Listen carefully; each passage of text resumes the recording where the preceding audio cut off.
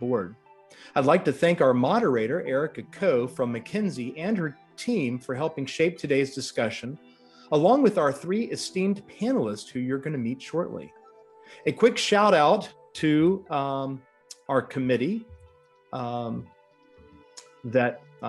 we have. Let me pull up your slide here that hopefully you're showing, Chris. Jody Brainer, Monique Ennis, Brian Keena, Mary Beth Marcioni, Rebecca Markinson, Fahad Salim, Kristen O'Neill, and of course, Chris Carabinos. Really appreciate everyone. A couple of quick housekeeping tips. We are recording today's presentation, and we will be sending out a copy of the slides along with a handout later today. Do please keep your Zoom or phone on mute unless you're speaking in order to keep background noise to a minimum. We do encourage you to turn on your video and also add your company name after your name if you so wish. We will have a Q&A after the panel discussion, and we'll ask you to use the chat feature in Zoom to ask questions. So let me turn this over to Chris Carabinos, the chair of our TAG Digital Health Society, for some additional remarks. Chris, take it away. Thank you, Maurice, and thank you, Maurice, for organizing this event today. You're doing a wonderful job, and this can be a really good program. So a couple of key things here. First off, some folks are not that familiar with TAG. And so I know we have some out-of-state guests with us today. And just a real brief advertisement, if you will. The Technology Association of Georgia is the largest statewide technology association in the country with over 30,000 members. We currently have 23 different societies, digital health being one of those, and one of the more active and robust societies. This is one of 7 events that we're going to have this year, and perhaps we may add 1 or 2. But our focus is to help advocate for the application of digital health technology for the improvement of healthcare specifically. And so we reach out to all parts of the digital health and healthcare community community, if you will, including technology providers, medical providers, educational providers, public health, and medical device and other constituents. So appreciate you guys being here today. And we do think you're going to have an enjoyable program as well.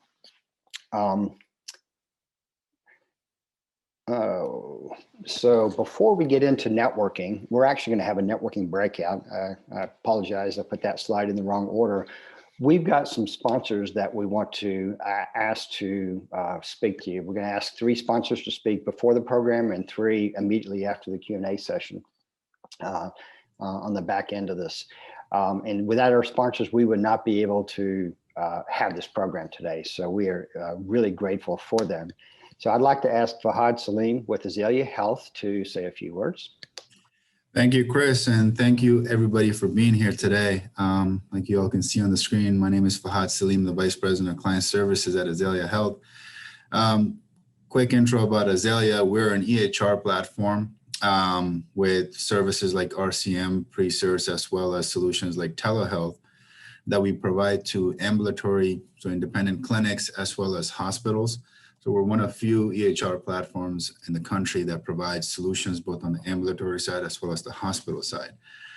We are a Georgia-based company, founded here in Valdosta, Georgia, Southern Georgia, by three guys who went to college together. And our mission is to help underserved providers improve patient care and profitability. The solutions such as telehealth has, they've been, a huge thing for us, especially in the pandemic over the last year. So that has, elevated the use of our platform with, folks. And I think that this session right here around behavioral health gives it additional context as well. So if there are any questions about Azalea, what we do, how we can help you or others in the community, feel free to reach out, and my contact information is listed here, and we'll be happy to help and answer any questions. Thank you. Thank you, Fahad. Appreciate that very much.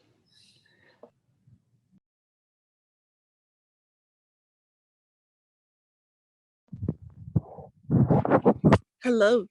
Thank you, Chris. I am the founder and executive director for the Healthcare Management and Informatics at Kennesaw State University, and also very proud to serve on the Digital Health Board for TAG. This program was actually launched in partnership with TAG and Atlanta Chamber.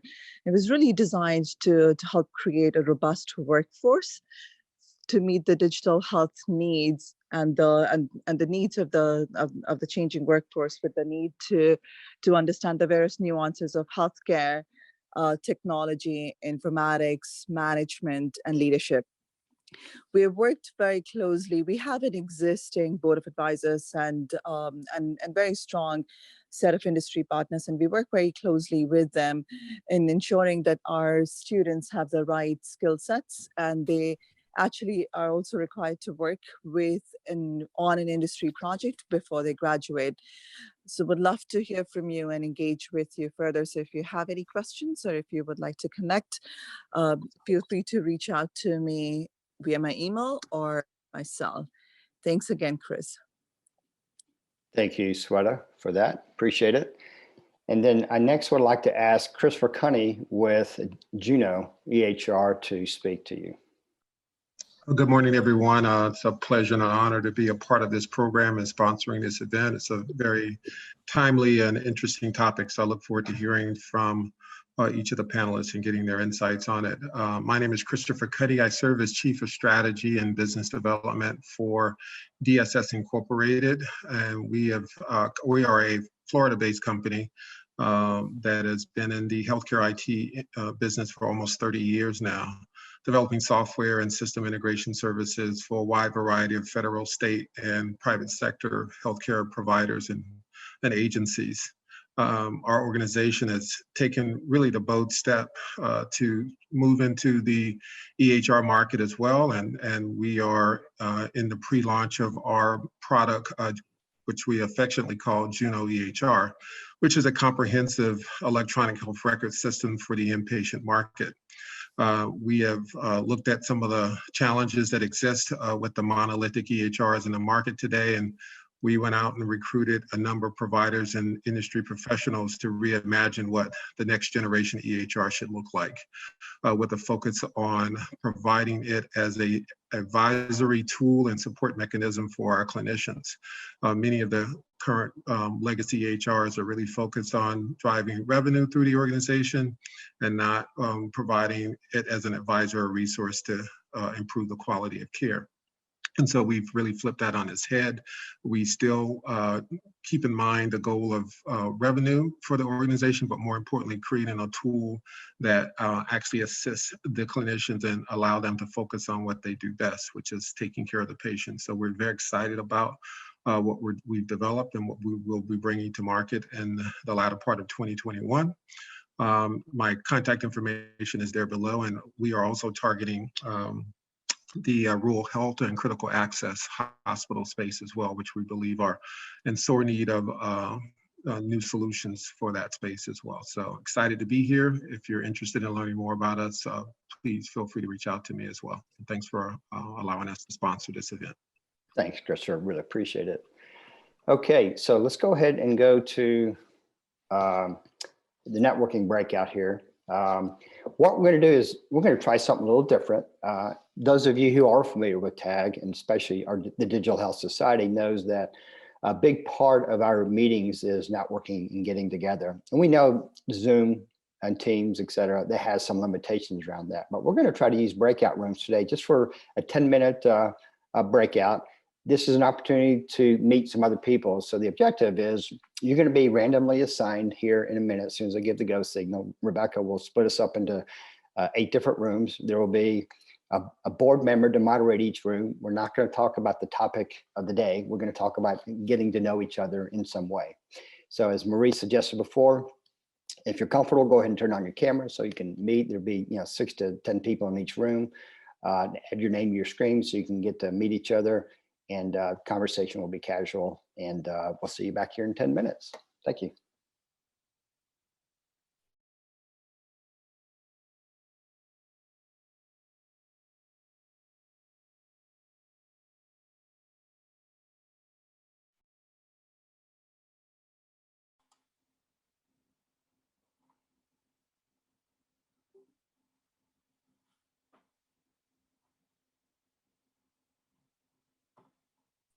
Thanks, Rebecca.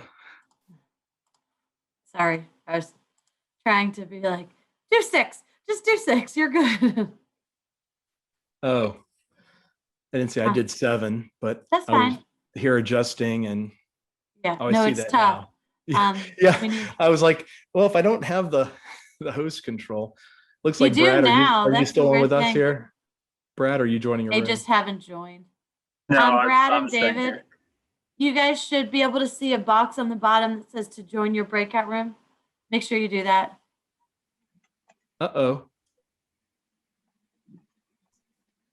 I just put keep breakout rooms open. Yeah. Oh, I didn't get the, breakout rooms will close in 60 seconds. No. Because I had the pre-setting set. Then when my Zoom quit out and I went back in, everything reverted. We'll just open them again. Not a problem. Okay. Keeps them the same. All you have to do is like recreate. You don't even have to recreate. I don't think you will.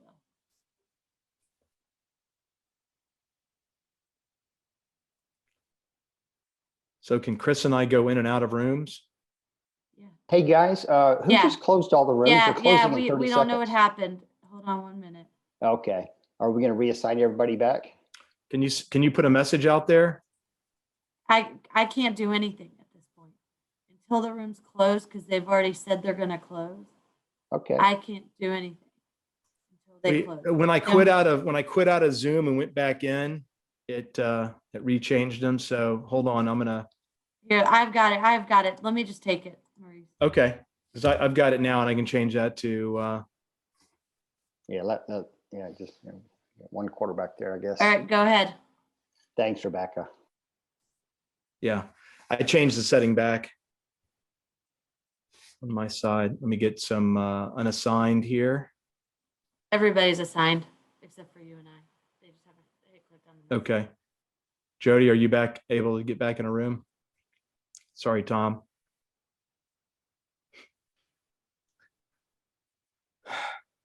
Best laid plans. It happens. I have it set for 10 minutes now. So. Yeah. I had set it for 10 minutes before my Zoom crashed out. No, it's fine. It's just like we just needed one person doing it. And like once the rooms start to close, you can't do anything until they close. You can't really stop it. Yeah. A little bit of a hiccup. Do you know who is this person? What's that? In room number 5, there's a 7. Okay, so if let's say you wanted to go into a room, all you have to hit is join. Do you see where it says join? Oh yes. That's where you do, and then you can go back and forth. That's what I was doing the other day. Okay. Like, well, let me go. I'll start at the bottom and work my way up and just. Yeah, will you see who the 770 number is?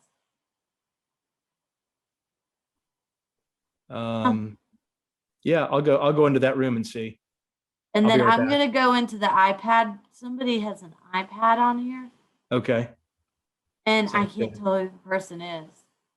So, yeah, if you'll go check the 770 one, that would be awesome.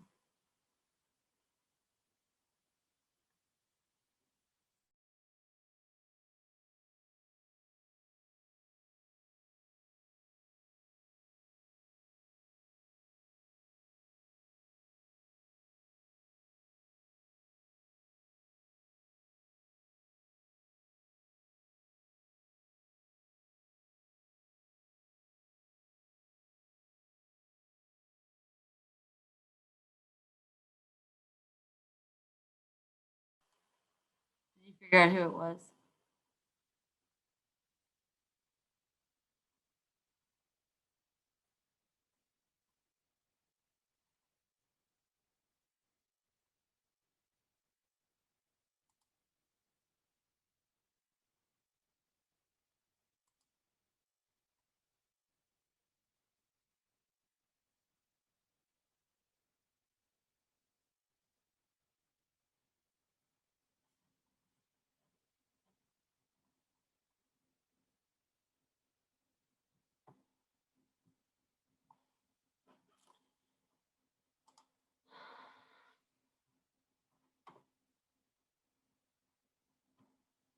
And Brad, you're welcome to join a room if you want.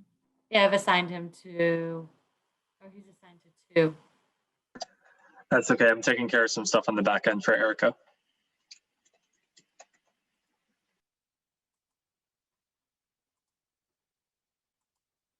I saw someone unassigned that just popped in, so I'm putting him. I put him in. Oh, you did Bill? too? Bob Allen. Uh, Yeah, I got him. okay.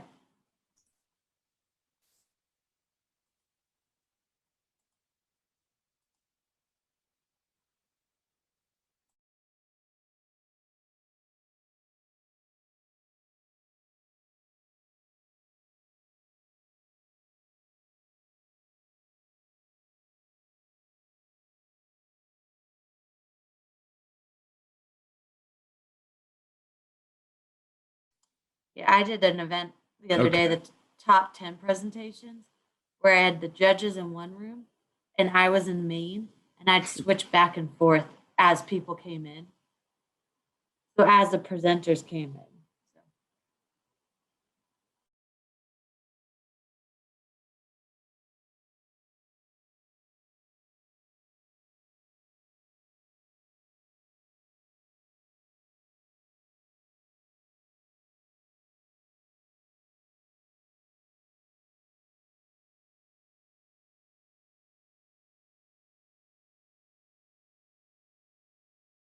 Rooms do we have? Hopefully that was fun, experimental. You got to meet somebody or learn a little bit about either somebody on the panel or just somebody else in the society. If you have some feedback, please feel free to share them with a board member. If you look at my screen, you'll see who we are, or Rebecca. And so we'd love to hear how that went. And so hopefully we'll do that again. I now would like to introduce Erica Cole. Erica is the moderator for the panel today.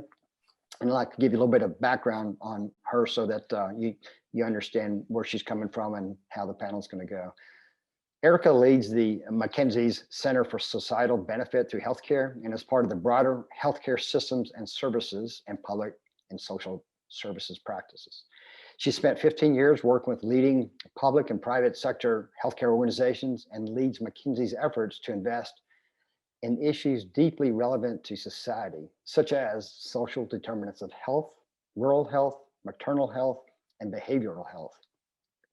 Relevant to today's topic, Erica also leads McKinsey's client research activities on behavioral health, focused on improving care delivery for mental and substance use disorders. Before joining McKinsey, Erica worked for Healthcare Strategy Consultancy, ACE Healthcare Strategy Consultancy, Massachusetts General Hospital, and interestingly spent time working with the Carter Center Mental Health Program under Rosalind Carter here in Atlanta. Thank you, Erica, for organizing the panel today, and particularly for sharing your thoughts on today's topic to set the table for the panel discussion, improving access to behavioral health. The floor is all yours, Erica.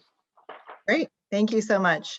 I just want to take a quick moment to also introduce our 3 other panelists, and then I'll spend just a few minutes on some foundational facts and we can jump into discussion with the panel.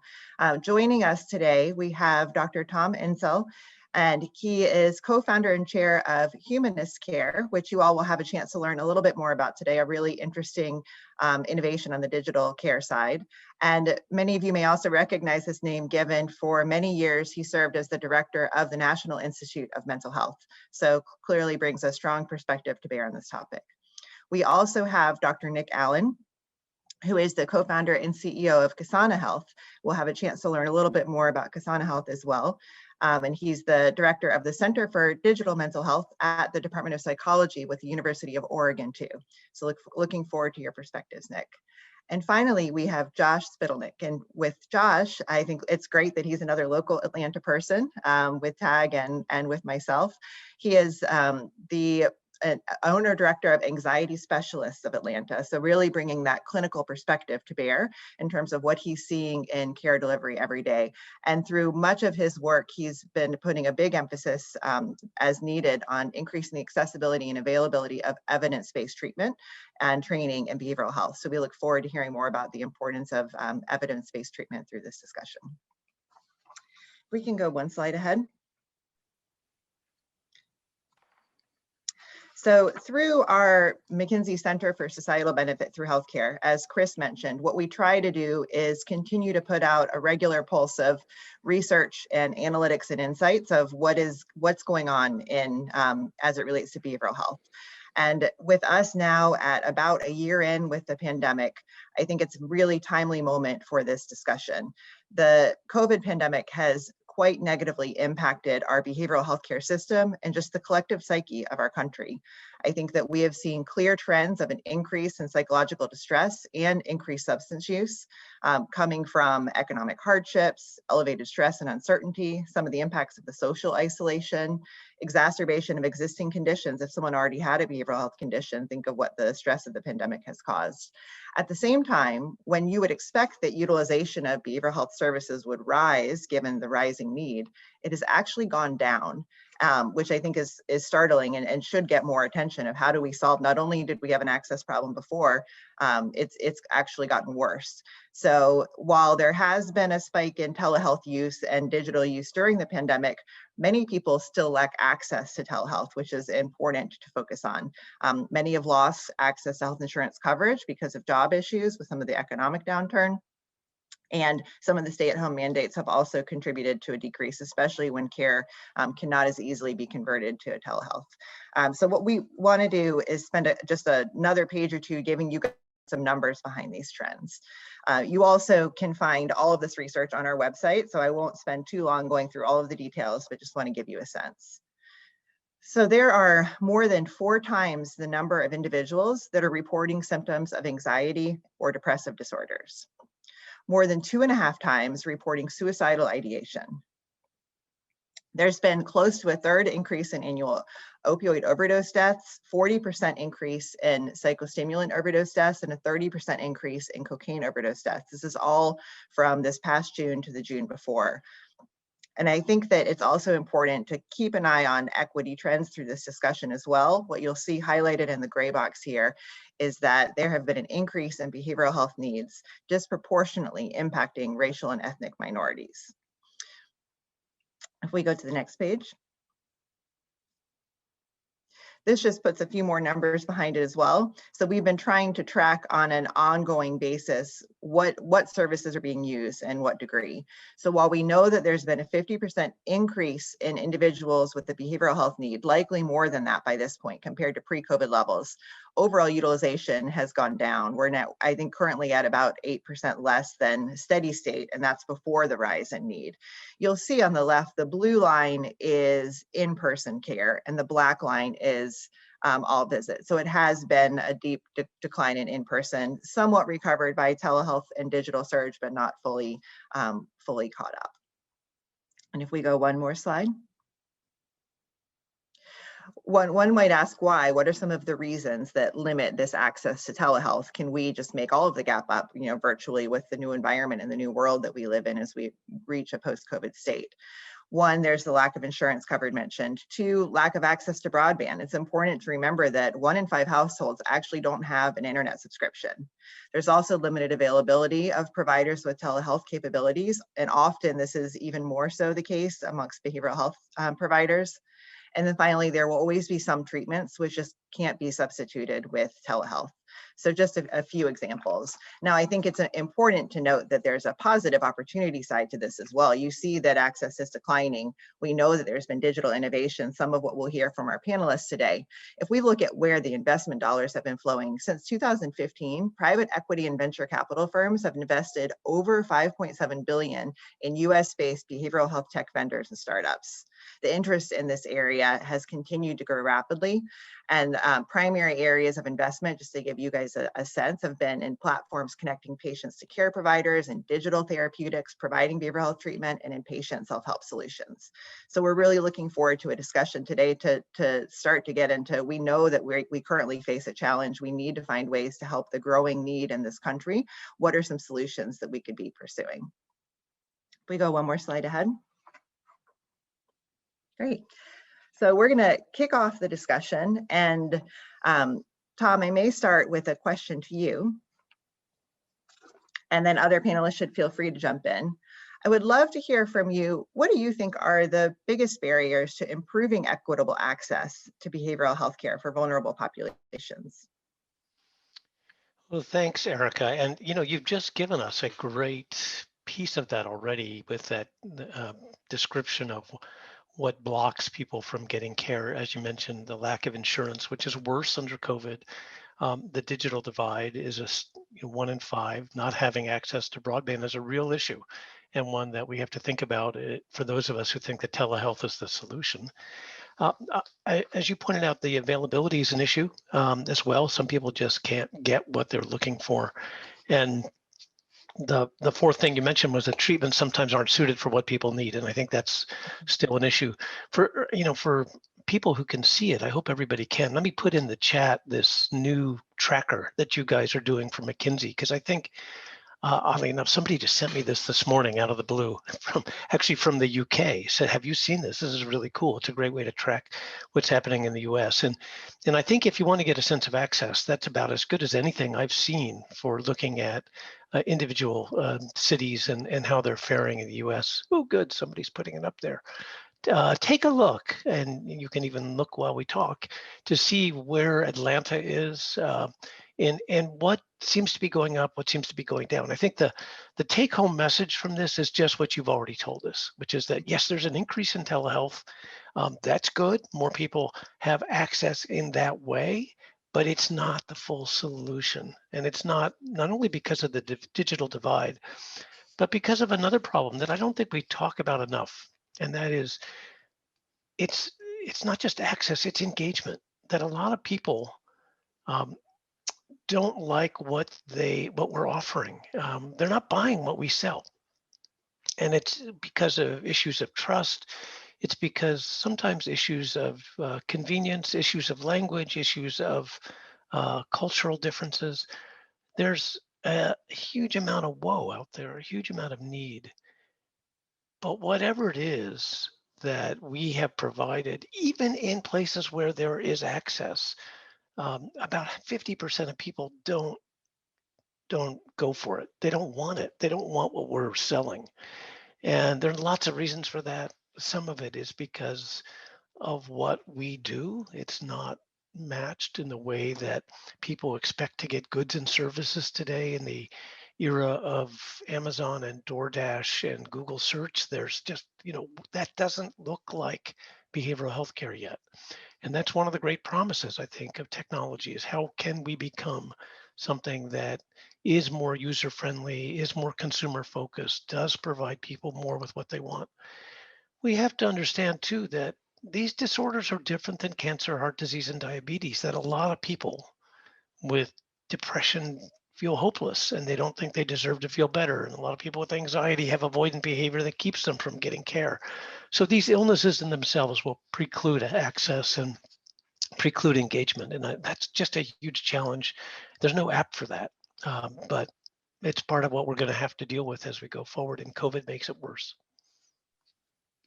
Yeah, I think that you raised some very important points, and it also makes me think of just this mismatch you describe of how do we ensure we're actually coming up with what people are looking for. Nick, I know you've done a lot of thought on that topic, specifically around the notion of personalization of digital behavioral health care. How do we really come up with a personalized approach? Would love to hear your thoughts on what you feel like the path towards personalization of digital behavioral health care might look like. Yeah, well, thank you, first of all, for inviting me to speak. It's really wonderful to be here with you all. Yeah, I think one very important part of the solution to that problem is the kind of data that we have in mental health care. We still organize our thinking largely according to diagnoses that are based on self-reported symptoms and signs. And there's a couple of problems with that. First of all, we're not directly measuring the thing of greatest interest, which is behavior. And secondly, the diagnoses that we have are not as useful for treatment planning as they could be. And so most clinicians do personalize the treatment in a way that's not so much informed by diagnosis as it is by their case conceptualization, which is a very personalized understanding of the person and their situation.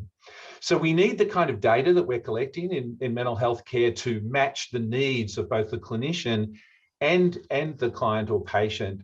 And this is where I do think that digital techniques do offer some promise, because what we can do with digital is that we can collect data on people's behavior in their lived experience in their day-to-day life, because there is this ubiquitous, the term that's used sometimes is ubiquitous computing, the idea that we have computers with us all the time now. And so this means that not only in terms of people reporting on their experiences, but also various aspects of their behavior can be collected, organized, and then given back to them, and also given to their clinicians who may be helping them in ways that really help this personalization. So I feel that some of the techniques that have been developed right now have the promise to really have a revolution in behavioral healthcare, which is exactly as you said, Erica, about being able to personalize treatment in a way that we haven't been able to previously. Great, that is promising for sure. Something that I think builds off of that, Josh, I know you've been quite involved in SciPact, something that has been happening locally here, and would wonder if you could talk a little bit more about that. I think that it relates to this quite well. Absolutely. And just to piggyback a little bit off of what Tom mentioned, nationally, and I guess internationally, we all are very comfortable talking about medical health, and we all accept that we all have medical health. And I don't believe neither within this country or internationally, we talk about everyone having mental health. Everybody has medical health and everybody has mental health. And this Today conference and the conferences that many of us are part of are about destigmatizing mental health, talking about mental health like it is an everyday kind of experience.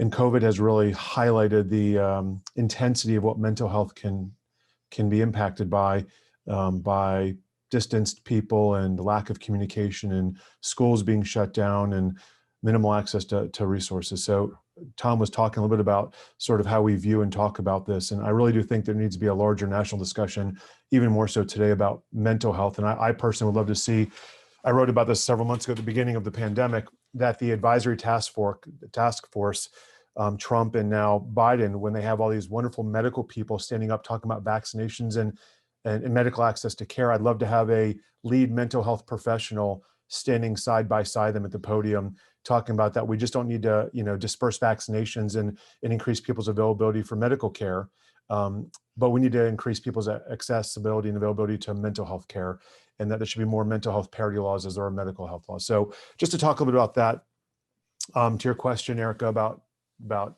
SciPact, Nick nailed it, which is that a lot of us take these sort of very evidence-based interventions, which me and my colleagues like to talk about, and sometimes offer them a little bit too narrowly or in a too manualized, regimented way. And so the fun term out there is taking, flexibility with fidelity, taking a fidelity intervention, a proven-based intervention, and applying it in a more customized, case-formulated way, which Nick talked about. SciPact is trying to do that. SciPact is basically an interstate and interjurisdictional approach to have tele-based services national. And SciPact, which was initiated almost a decade ago in 2011 by ABPP, the Association for a State for Provincial Psychological Boards, basically the parent organization to all the states and provinces that oversee psychologists, came together 10 years ago and said, we got to develop a technology task force. And in the last 10 years, we have now seen 15 states adopt legislation that allows someone like me, and I am SciPact approved, to see people in 15 different states without having to beg, bargain, and plea with all the boards. And it can take months to get approval from my own board, let alone other boards in other states, to be able to see people across state lines. And so SciPact, which someone wants to put the link in the chat, gives myself and people who are in one of those 15 states currently the ability to see people in a tele-based platform like Zoom or other more secure platforms for healthcare, and see them without asking permission, but doing so, again, following what Nick has talked about, best practices and making it a very idiosyncratic experience. So, Eric, I think this presentation today in Georgia being one of the leaders, which sometimes Georgia gets discredited for certain things, we're one of the leaders in SciPact. We're one of the leaders in getting evidence-based and interventions for psychologists across the country. And I'd love to see that be applied to all mental health professionals, not just psychologists, but currently PsyPact is designated just for people with PhDs or PsyDs, so doctor psychology designations. Great. I think build, and I appreciate that folks have been putting comments in the chat too. This is great. And we can kind of build off these as well as we go.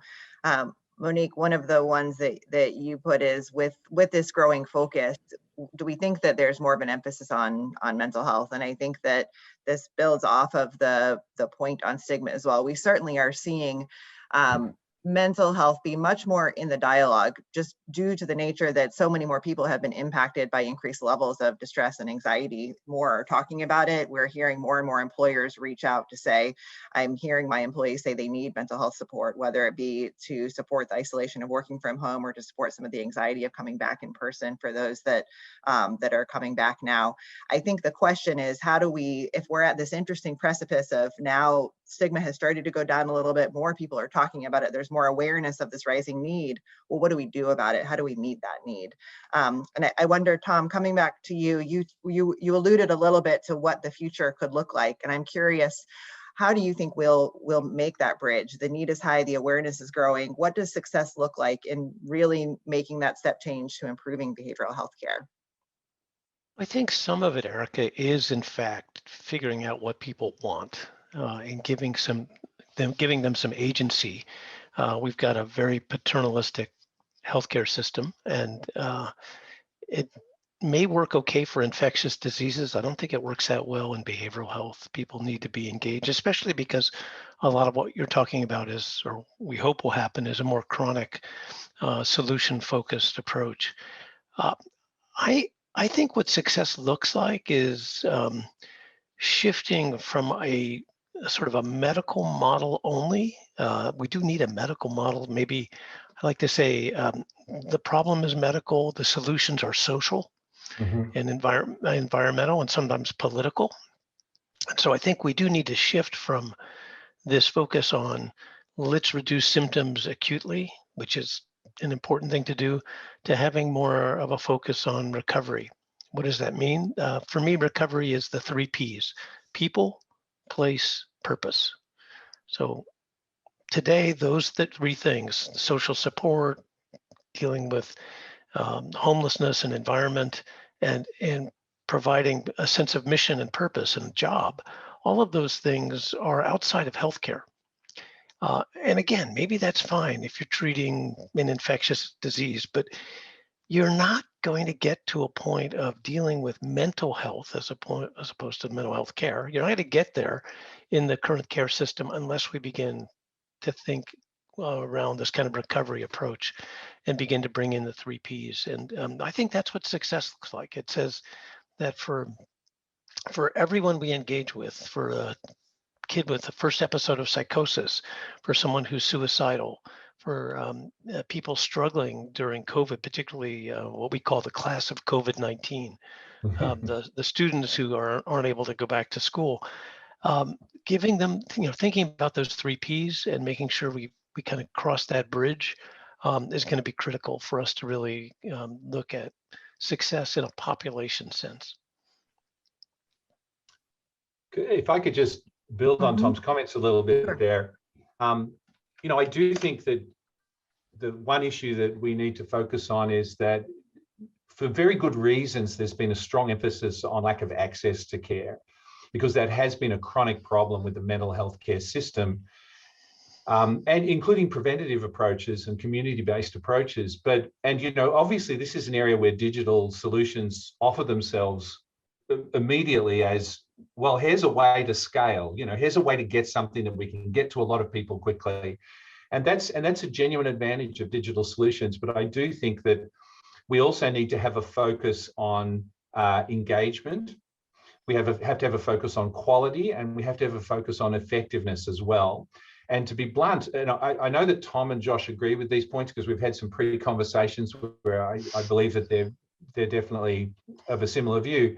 But we need to make sure that we're not scaling things that don't work.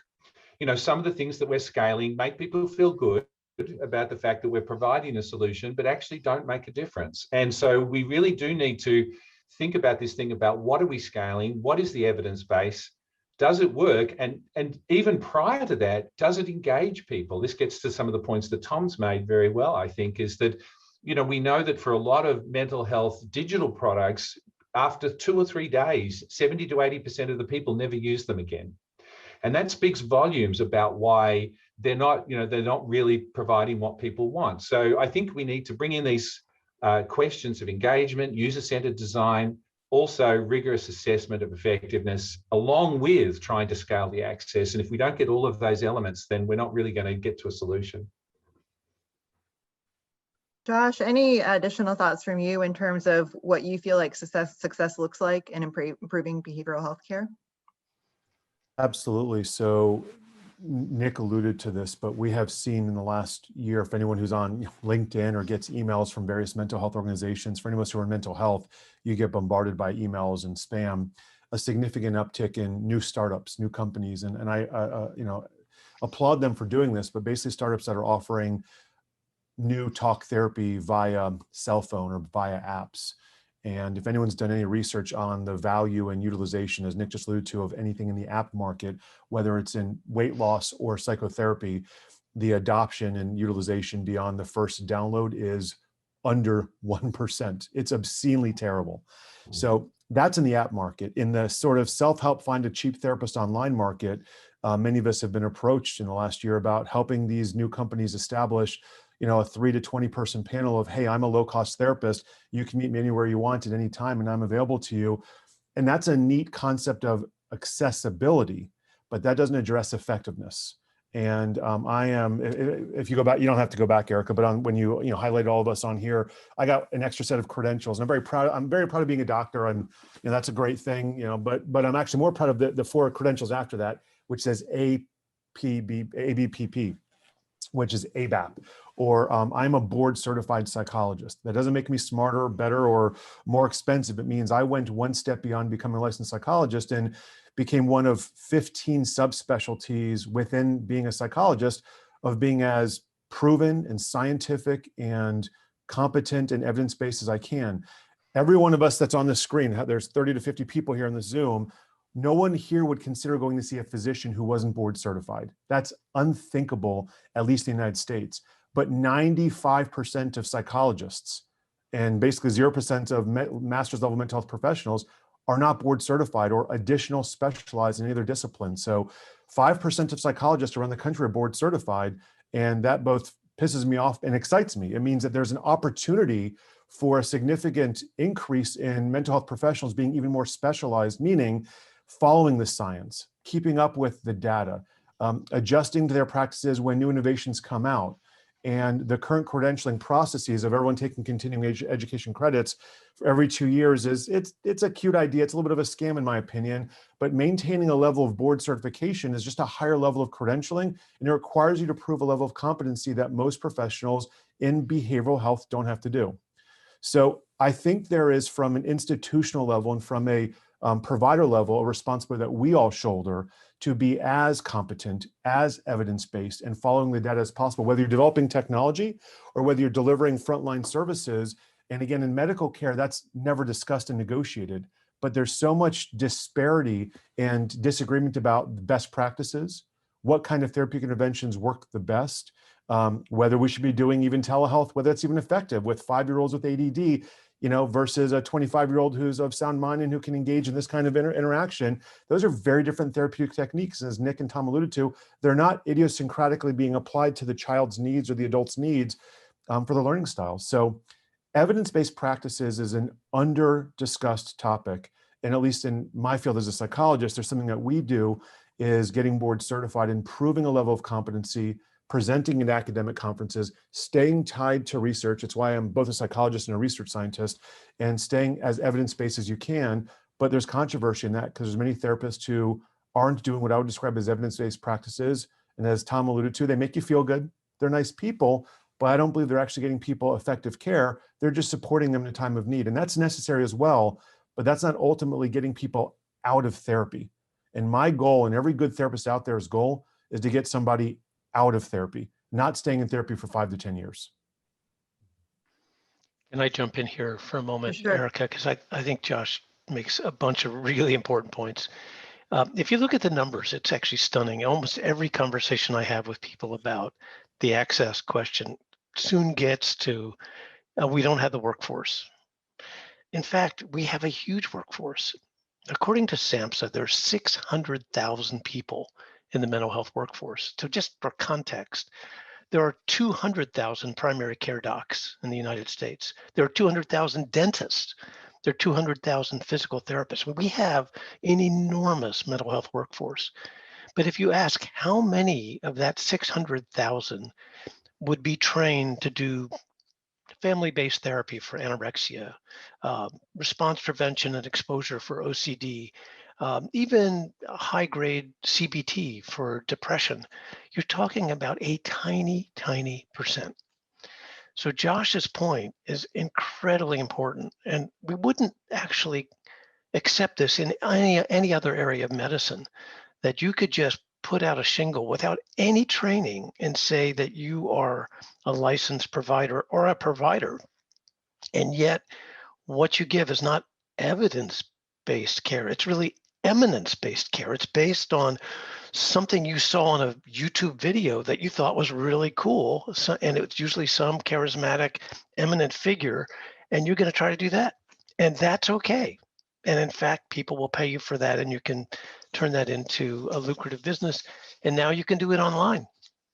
So it's a sort of a stunning lack of quality control, which is really a fundamental lesion in this field. Until we fix that, the access problem will continue, because consumers are smart enough to know that a lot of stuff that we're selling isn't that good. And in fact, maybe they shouldn't buy it. Yeah. Just while we're on the quality question, I'll just briefly say this, Erica, so that we can get back on track for you. But I'll just say that this is also an area. This question of quality is an area where digital methods can provide some potential solutions. We know that even the most complex professions use, for example, checklists. Surgeons use it, pilots use it. We know that it improves performance. And yet they're very rarely used in mental health care. And digital methods can be used not just to, if you like, nudge the patient or the client towards certain positive behaviors, but they can also be used to nudge the practitioner, and can act as this kind of check on, have you checked in on the things that you need to be assessing with your patient? Have you considered these particular intervention methods, which are really indicated by the patient's data that you've been collecting? And we can build digital tools that actually decision support mechanisms to clinicians as well to help with this quality problem. So I just wanted to mention that, because we often talk about the digital stuff as being patient facing, which is absolutely true and important, but there's also a potential for it to improve the practitioner's performance as well. Yeah, just if I could just mention a couple of resources that people should know about. PsychHub is kind of I think it's a for-profit, but it's an interesting opportunity to do online training. And in fact, most of the large payers have now bought into this idea that they want their providers to go through PsychHub to be credentialed by PsychHub, and then they will increase the reimbursement. There are other companies that have done really interesting things in the kind of individual therapy marketplace. IESO, which isn't in the US yet, is in the UK. 70,000 people getting CBT. And by providing the feedback, just in the way that Nick talks about, and making this really transparent to both patient and provider, they have moved their remission rates from 42% to 72% in 2 years. Pretty stunning. That's the future of this field. That's where we're going. The UK is there already through the National Health Service.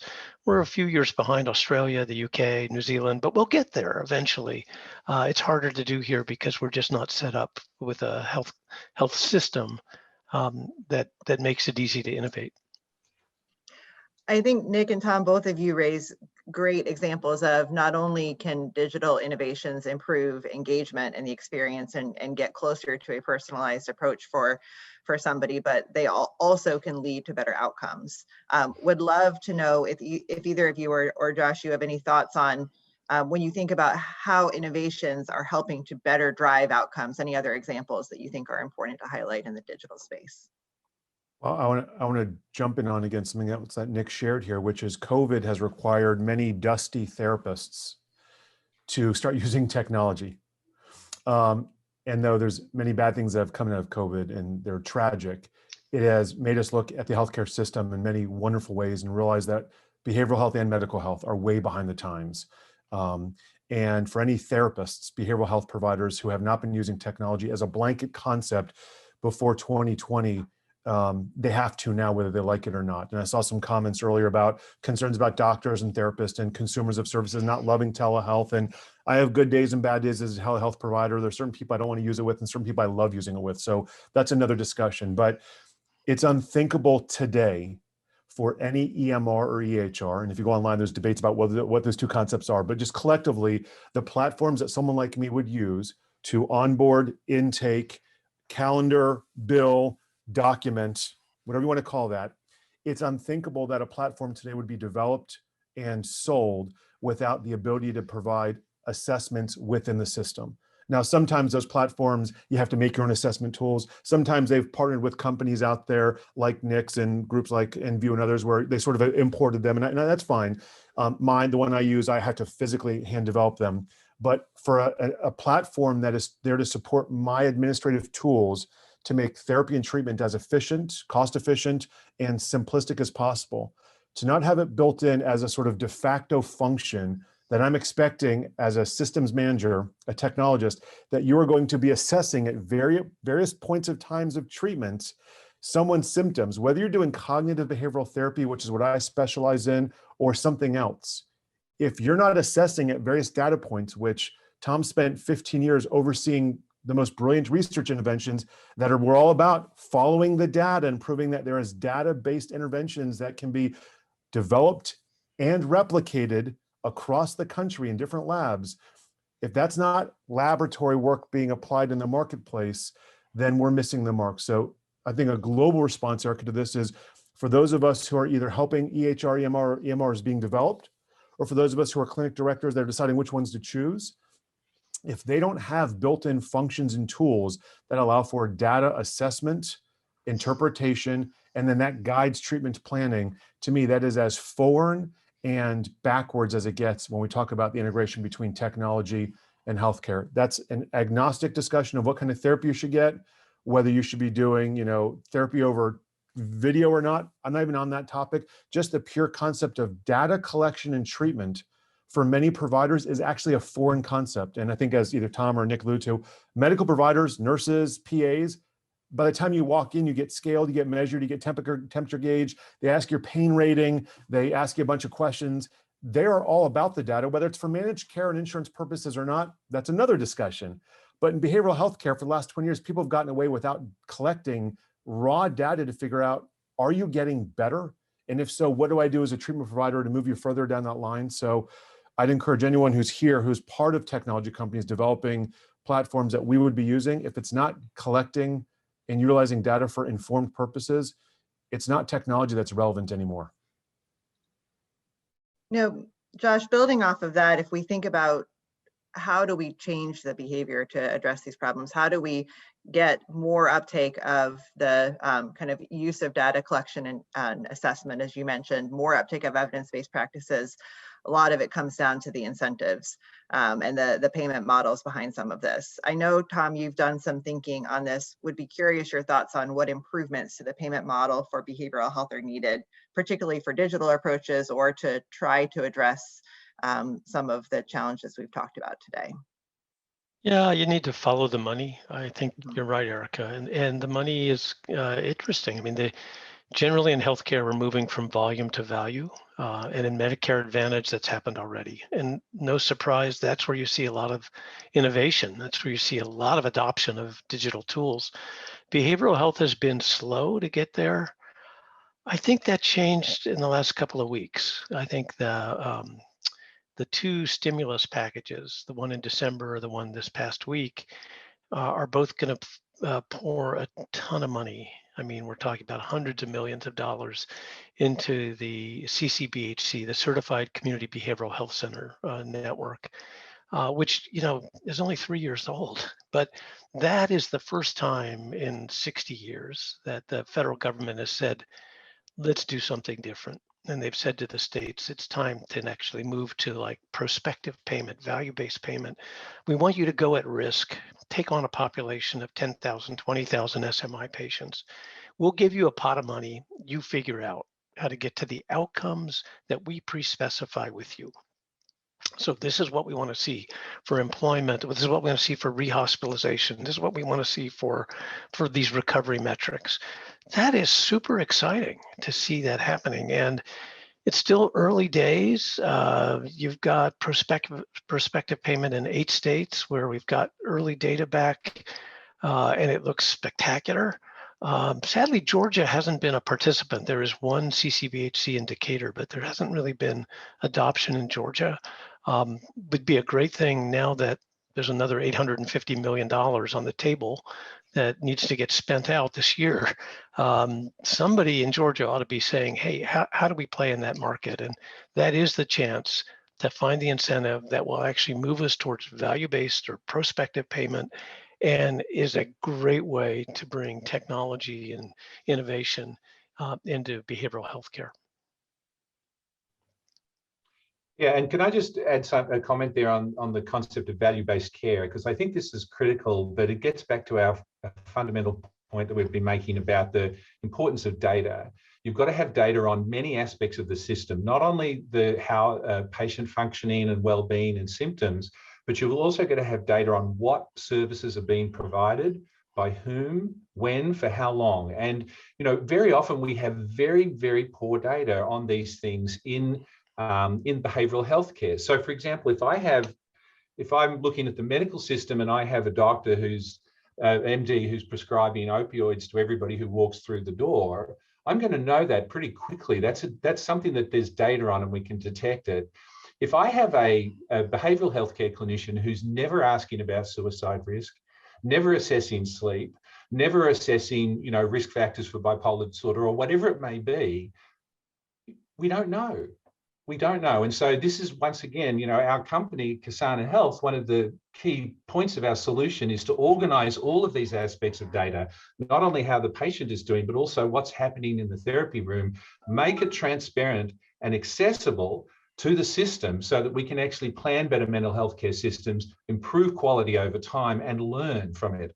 But if we don't have those data, and we haven't traditionally in behavioral health care, then really it's very difficult to make those kinds of improvements. One analogy that I remember from my training was that someone said psychotherapy is a little bit like the washing machine. Every time you lift the lid, everything stops. And so, you know, there's this tradition of, you know, the door closes and nobody knows what goes on inside. And we've really got to change that attitude, because it is a big part of why we're not seeing improvements over time. Great. It's helpful also to hear about the link with Ksana Health too.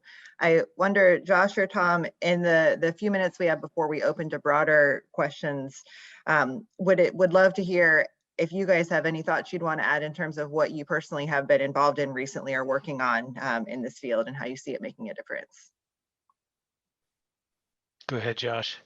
So I, in addition to being a private practice and running this clinic, I do a lot of software consulting with companies who are trying to develop interventions, and funded through the National Institute of Mental Health, where I think the project even started many years ago under Tom probably. I'm involved with a few projects that are trying to basically take what many clinicians want to learn to do and streamline the training of it. So I'm an anxiety and OCD specialist.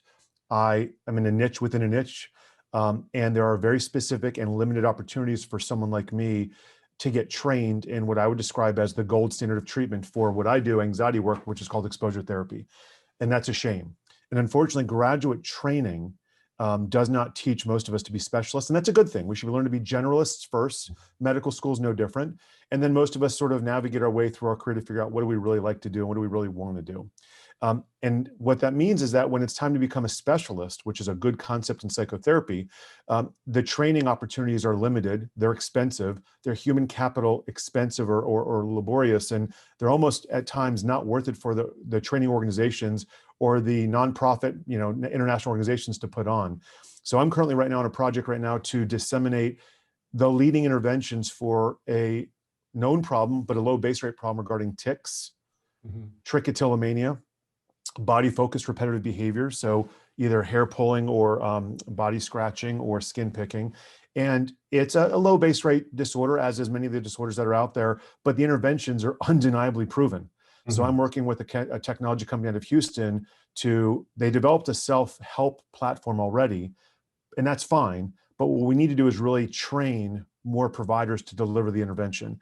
And so one of the projects kind of collectively I'm most excited about is helping technology groups no longer develop apps or mobile applications for consumers, but really increasing providers to become trained in best practices at a low-cost, tele-based, asynchronous platform. So we're not sitting around saying, I have to go fly to Seattle or pay thousands of dollars to go somewhere. That's insane today. For the last year, we've proven that most professionals don't need to travel across the country to learn a new skill. And so to develop platforms that offer high quality training with either acted patients or role-played patients, and then through the cascade model, which is you go to a big workshop and then spend 6 months in consultation, learning about it even more with real cases with experts. That is a very scalable and doable training platform given Zoom and kind of technologies like this. So that's probably the project I'm most excited about right now in the technology sector, is the dissemination of best practices to providers, not to the consumers. So we have more healthcare providers around the country being able to do it. And that is, to me, I think the biggest shift right now in behavioral health is increasing licensed providers learning what I would describe as the top 15 gold standard treatments for anxiety disorders, trick, eating disorders, substance abuse and depression. There's a lot of variability about what's best practices out there, unfortunately. So those are projects I'm intimately involved in as consultants and helping people get funded and getting technology platforms that are very user-friendly out there.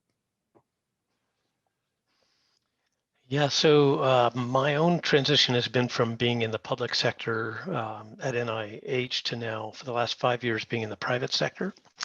I think the timing was good. Yeah, as you probably saw last year, $2.4 billion invested in digital mental health. That's much greater than the NIMH budget. So it's kind of mind-boggling to realize how frothy this area has become.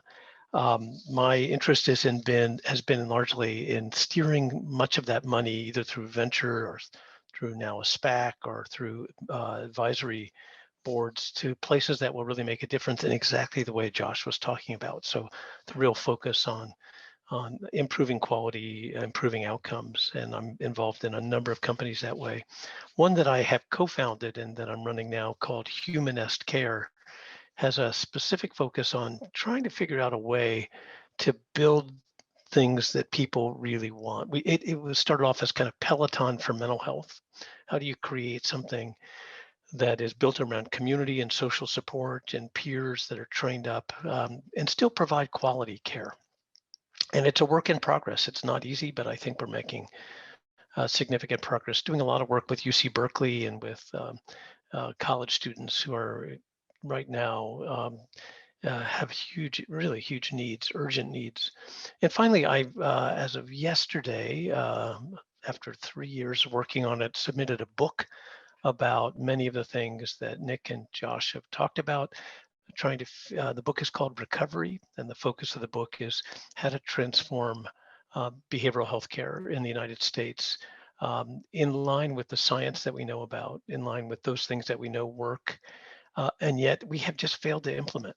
And how do we get over that implementation problem? That it's not really an R&D question anymore. We know how to help people recover. We actually have pretty good treatments, actually very good treatments in this field. The tragedy is we're not using them. So how do we solve that? So that's what the book is about, but it won't be out for another many months. It's a trade book mostly for families with a family member with SMI. I just want to give one more nod to healthcare professionals in general. So I don't know what Nick and Tom spend their free time on. I doubt it's on Facebook and on social media, trolling groups. But for those of us who are still in the trenches of trying to figure out how do we see more people and not burn out, and if there's anyone here that's in healthcare direct provision in behavioral health, I'm on a few Facebook groups that just are absolutely heartwarming and mind-blowing. And none of them, like Nick, myself, and Tom, are trying to pioneer the next intervention or technological tool, though they could be. They are everyday therapists out there of all walks of life, trying to figure out how to make teletherapy more fun, more interactive, finding goofy Wheel of Fortune apps on here that can spin stuff around and teach kids to do stuff, or finding the next social platform where I can teach someone how to battle their social anxiety since they can't come into my office and I can't do it with them. We're looking for gross boogers and spiders and monsters and needles for all the things that I treat here for fears. Like, there are these long discussions in these chat rooms of clinicians of like mind, just trying to figure out how do we take what we've done in this room and bring it to people in their homes, in the classroom. And if that doesn't become a commercial entity, that's fine. But there are clinicians from the moment the pandemic really started that all came together and sort of crowdsourcing. And when you watch these people come together and really, they're not commercial and technological people, but they're figuring out how to leverage everyday technologies and everyday gadgets that we have here and bring them to your husbands and wives and kids. I will tell you, just as an insider on that to me is that it's not a project. It's life. It's the life work. That is as exciting and interesting to watch. I wish the lay consumer could watch that, because they'd see how much most of us care, how much we're not in it for the money. We're in it to get people's lives better, but we're using social media technology to come together and crowdsource resources freely and figure out how do we take something that doesn't require a study or an intervention to do and bring it to market without charging the consumer any more money. So I just want to share that's not a widget or a gadget in an app. That's really dedicated professionals being creative and sharing freely, and no one trying to own it and coming up with best practices within best practices. I just think that that's worth noting. That's happening all around the world, but I'm on a few here in the United States and with international people. It's just beautiful and brilliant to watch. I'd just like to jump in and add a couple of quick comment on top of Josh there. First of all, congratulations on submitting your book, Tom. I know that's a really big deal, so well done to get to the end of that marathon. But secondly, I just want to emphasize something that Josh was talking about, which is that, in our company, Ksana Health, one of our sort of mottos or taglines is taking mental health care out of the office and into people's day-to-day lives, and that's exactly what we're trying to leverage digital technology to do, both by bringing data from people's day-to-day lives into the treatment process, but also bringing the therapy to them when they need it. Most people, the critical moments of support that they need do not occur in the therapist's office. They occur out in their day-to-day lives. And so one of the real challenges is how can you be there when the person needs you for that critical moment when even perhaps a small amount of support is going to make a really big difference. And that's something that we're trying to build digital tools that enable not just the therapist, but the healthcare system more broadly offer these multiple touch points, flexible touch points for the user, the patient, so that they get the support when they need it, and not just this retrospective thing about, well, I had a bad time last week. Now I'm in my, meeting you in my office, in your office. I can tell you about it, but really I needed you back there. And that's kind of the goal of what we're trying to do. And I just sort of resonated with what Josh was saying on that point.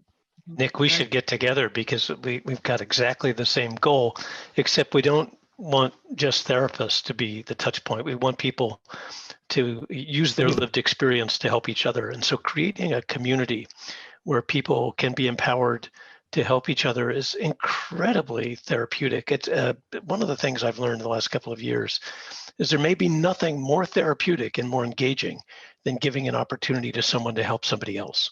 Totally, and sometimes your own experience, how you coped with insomnia, how you coped with anxiety, how you dealt with a substance abuse problem, and sharing that with somebody else in a way that is moderated. That is, you've got somebody, so this doesn't, because these can go off the rails if you're not careful. But if you provide the right guardrails and you provide the right platform, it's spectacular and it scales, and people do find that intensely engaging, and it gives them meaning at the same time. So I think this is where technology is a game changer. We had no way to do this before except AA using the church basement 1 hour a week. And now it's 24/7. It's democratized. It is global. The opportunities are really unprecedented. We're just at the very beginning of this, but I think that 5 years from now, we'll be talking about mental health care in a very different way than the way we've come at this for the last 50 years. Mhm. You guys make such good points that one, the point on the value of sharing stories, and we know back to evidence-based approach that peer support and peer contact can make such a big difference in how tech can enable that. And Nick, I think you're meeting them where they are is so critical too, that we often can't do without technology. For many people, there's going to be such a small window where either they have insight in that moment or they're actually feeling open to help in that moment, and you miss it, then the moment is gone. And how to actually meet that, I think, is wonderful. I know we only have a few minutes left. Jody, I've also been keeping an eye on the questions in the chat. Are there one or two that you would want to pose to the group? So yes, thank you, Erica. I thought maybe early on there were a couple about psychologists in particular that decided not to take on new patients via the telehealth platform because they had concerns not meeting their needs, and even the patient themselves had concerns, and not having a trust in the video-based sessions, et cetera, along those lines. So, we've kind of touched upon areas of expertise and so forth, but is there something in the short term maybe that could be a discussion point? How common is that for providers to want to not participate right now, and what does the future look like for that changing? And maybe that question could go to Josh or Tom. I'll take a little stab at it. First of all, most professionals didn't want to do teletherapy before March 13th, 2020. Many of us were already doing it. So my team had been doing teletherapy for a while. To Nick's point, the kind of work that we do it in people's real lives in real time. So I am not a traditional therapist. We have all sorts of bizarre things in this office that I'm not allowed to even show you on the screen of inappropriate stuff. And we go to restaurants and shops and schools and deal with needles and blood and weird stuff that people are terrified of. So we actually meet people in real time. Because of that, we also would meet people in their homes at times or by phone on location, because we do interventions that are about when someone's in crisis in the moment on anxiety, not danger and suicide. But in general, most therapists didn't go to graduate school, and most medical professionals don't want to be seeing people from afar. There's a level of emotional intimacy and trust that we all work hard to develop, and this platform ruins it. There's a barrier here. So I would just say globally, most therapists who like doing therapy would prefer not to do it over video. Having said that, in the last few months, many therapists have realized this is actually a neat way to do so. It's efficient. Many parents, if you see kids and teens, don't want to drive across town to see you. Many adults who I see, I work in North Metro Atlanta, and we see adults south of the airport, don't want to drive an hour to see me for 1 hour appointments. So when my team is fully back in person, I assume more than half the people that we see will still want to do a tele-based platform because it's efficient.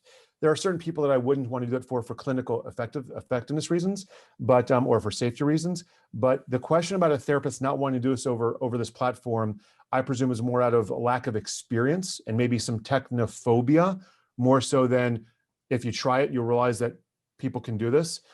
On the flip side, I think there are plenty of consumers who don't want to do this over this platform, either because of the privacy concerns of talking about very personal or intimate details.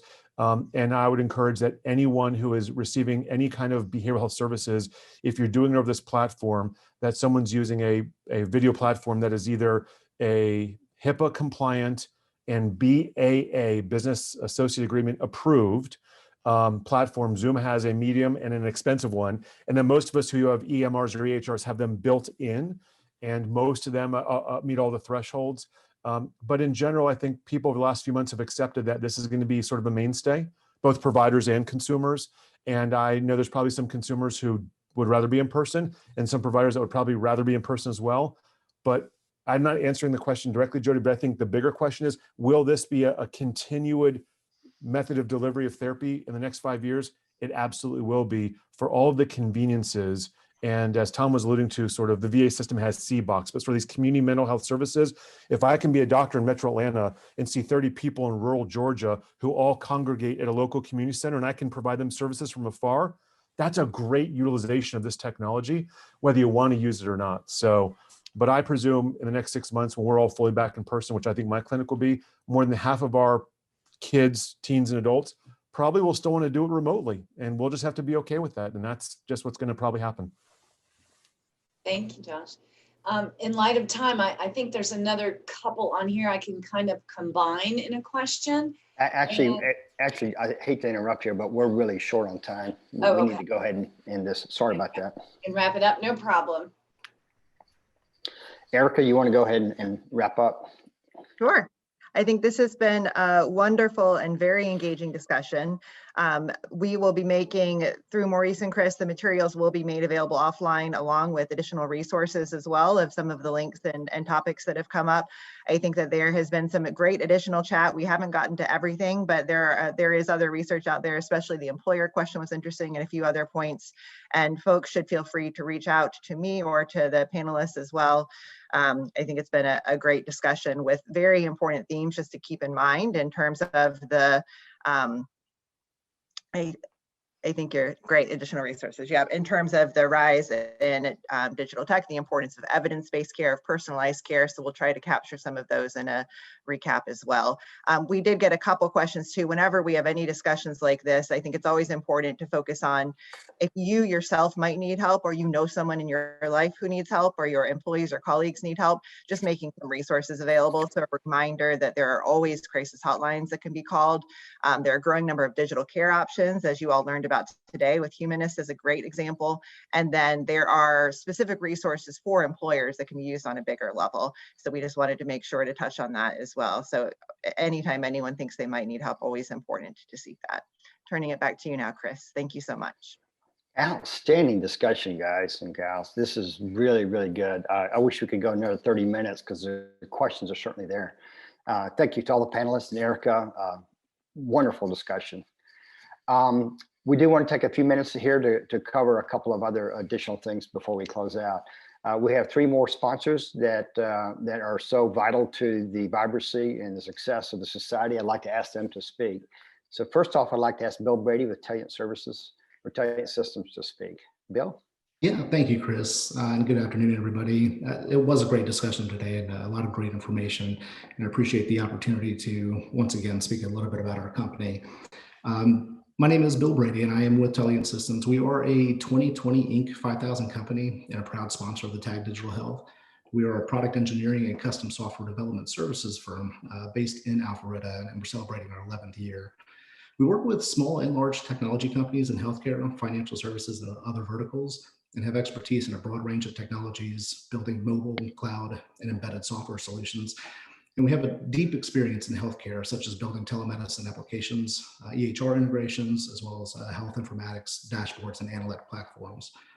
Our focus is to help our clients with services ranging from product strategy and design and development services, as well as ongoing maintenance. So if you're interested in learning more about us, of course, feel free to reach out. My contact information is on the screen and would be happy to have a conversation with you. I'll hand it back over to you, Chris. Thanks, Bill. Appreciate that very much. And now I'd like to ask Sandy English with Integra Connect to share a few words. Sure. Thank you. Thank you for having me today. This has been very interesting as a oncology nurse by background. My main focus is always the bottom line is the patient, and this is I'm very passionate about that. And this has been just a wonderful session for me. And regarding that, just bottom line patient care and how healthcare technology can affect that and help. So my name is Sandy English. I'm the Vice President of Clinical Operations at Integra Connect. Integra Connect is a leading provider for technologies and services for value-based specialty care and precision oncology. We deliver comprehensive integrated suite of cloud-based technologies and services that enable specialty groups to optimize not just clinical, but financial performances as reimbursement shifts over to value-based models. We have an integrated Integra Cloud platform. The company's core applications span across population health, advanced analytics, registry, regulatory reporting, specialty-specific EHR, precision medicine platform, and revenue cycle management. These are all designed to help specialty practices transform operationally adherence with complex regulatory requirements, including MACRA program requirements. So we really partner with community practices, healthcare systems, and hospitals in the United States focused on oncology and urology, as well as any other key healthcare constituents. We also have emergency medical services entities. We offer a suite of products and services for biosciences and industry partners. And we're so very proud to be sponsors for this event and look forward to our partnership with TAG Digital Health. Thanks for having me today. Thank you, Sandy. I appreciate that. Sure. And then Joe Bakutis with Deloitte. Yeah, sure. Thanks, Chris. So I'll make it really quick because I know I'm the last one, but just to introduce myself, I am Joe Bakutis, a senior manager in Deloitte's audit and assurance practice with a specialty in the national health technology practice. First and foremost, I want to thank the TAG board and further this panel for this fantastic event. On behalf of the Deloitte Health Technology Practice, we're proud to be a sponsor. And I want to make everyone aware of one recently issued publication that came from our National Health Technology Practice that continues this discussion on health technology and the utilization of even telehealth in the marketplace. Specifically, it's called Trends in Health Tech Investment, Funding the Future of Health. Looks at health tech investment trends from a national perspective, but also takes it to the local market as well. I urge you to visit Deloitte.com and utilize this search tool to access these materials for free. And please feel free to reach out to me if you have any questions at all. Thanks so much. Thank you, Joe. And I've got one more thing to share. So if you have that link, if you want to put it in the to that report in the chat room, that'd be appropriate. So I mentioned we have 7 events planned this year. We may end up adding 1 or 2. And so you could tell the March 17th event is where we are today. Our next event will be on May 6th. That will also be virtual, around remote patient monitoring and how that's used to improve home healthcare. We have a late July date, and you can see the other dates. Our TAG Digital Health Leadership Summit, it's either going to be a half-day or full-day event. We're still working on that. We'll be in probably the second week in November. And as always, you can visit us on LinkedIn to find the latest information or registration at TAG online and look for the Healthcare Society to get information on any of these activities. Meanwhile, you can always respond to Rebecca, who you got the invitation and the link for this email. And if you can't find any of us, feel free to reach out to her and she can reroute it to us if you have any questions. But thank you so much for joining us today. And again, thank you to Erica and the panel for just a wonderful discussion. Thanks, Chris, and thanks to Nick, Tom, Josh, and Erica. Just excellent discussion today. Really great. Thank you, guys.